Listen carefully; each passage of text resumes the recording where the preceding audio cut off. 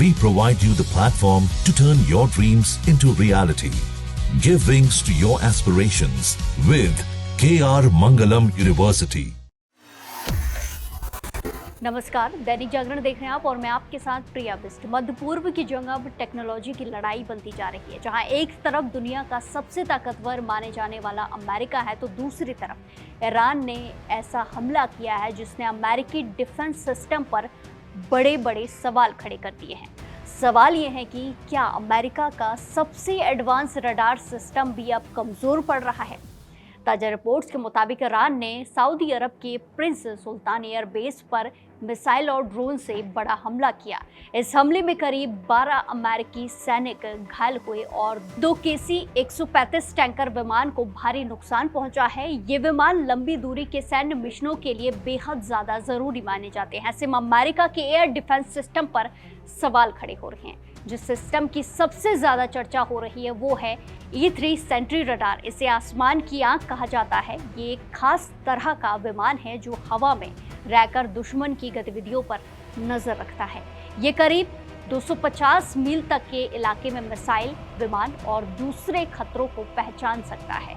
सेना को पहले ही अलर्ट कर देता है।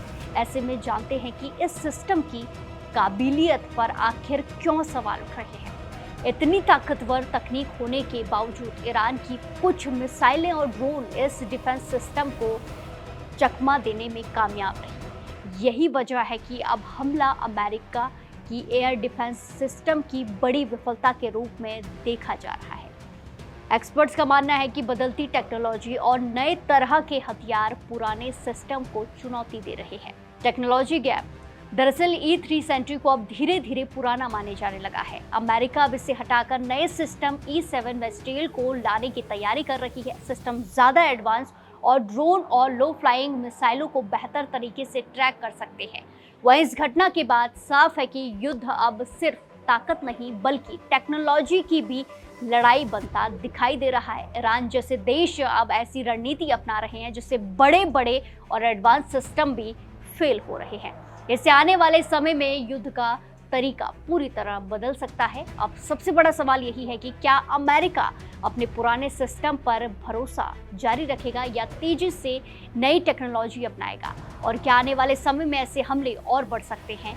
कुल मिलाकर ये हमला सिर्फ एक सैन्य घटना नहीं बल्कि एक बड़ा संकेत है कि युद्ध का स्वरूप लगातार बदलता जा रहा है। जहां टेक्नोलॉजी आगे है वहीं नई चुनौतियां भी सामने आ रही हैं। अब देखना होगा अमेरिका इस चुनौती का जवाब कैसे देता है।